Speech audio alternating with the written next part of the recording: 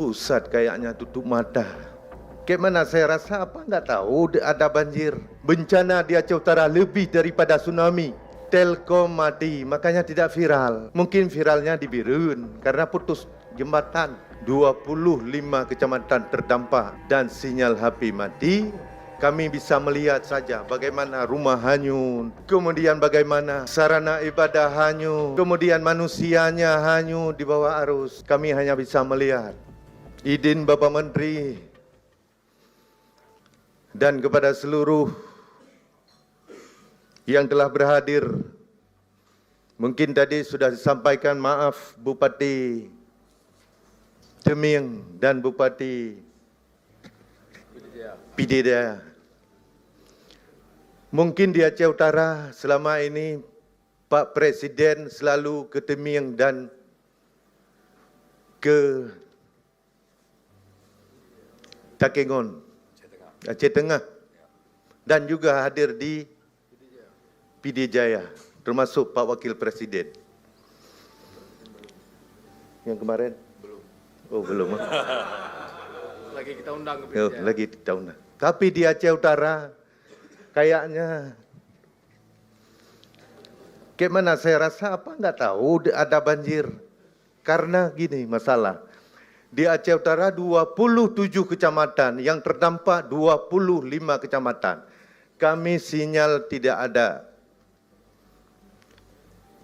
Telkom mati, makanya tidak viral. Mungkin viralnya di Birun karena putus jembatan. Mungkin viralnya di Teming karena kota. Tapi di Aceh Utara dari 27 kecamatan, 25 kecamatan terdampak dan sinyal HP mati. Kami bisa melihat saja bagaimana rumah hanyut, kemudian bagaimana sarana ibadah hanyut, kemudian manusianya hanyut di bawah arus. Kami hanya bisa melihat di atap menasah. Tapi kami tidak bisa memviralkan. Maka pejabat-pejabat dari pusat, mohon maaf, saya pernah menangis-nangis minta pesawat untuk mengirim logistik kepada tempat-tempat yang terisolir. Tapi terima kasih kemarin wakil daripada Wakil Komisi 5 dan Ketua MPR. Waktu itu juga Ketua MPR rencananya turunnya di Maluku Saleh. Informasi sama saya rencana turunnya di Maluku Saleh.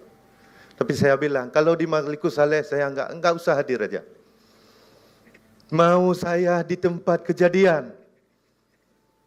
Bagaimana kejadian yang sebenarnya tidak saya besar-besarkan. Maka saya bilang, bencana di Aceh Utara lebih daripada tsunami. Karena dari hulu sampai ke hilir. Rumah masyarakat semua hanyut. Kemudian juga di hilir. Gampung-gampung semua dibuat muara-muara baru.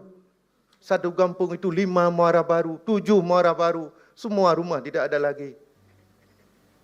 Tapi pusat kayaknya tutup mata. Akibat kami tidak ada sinyal HP. Download Tribun X sekarang. Menghadirkan lokal menjadi Indonesia.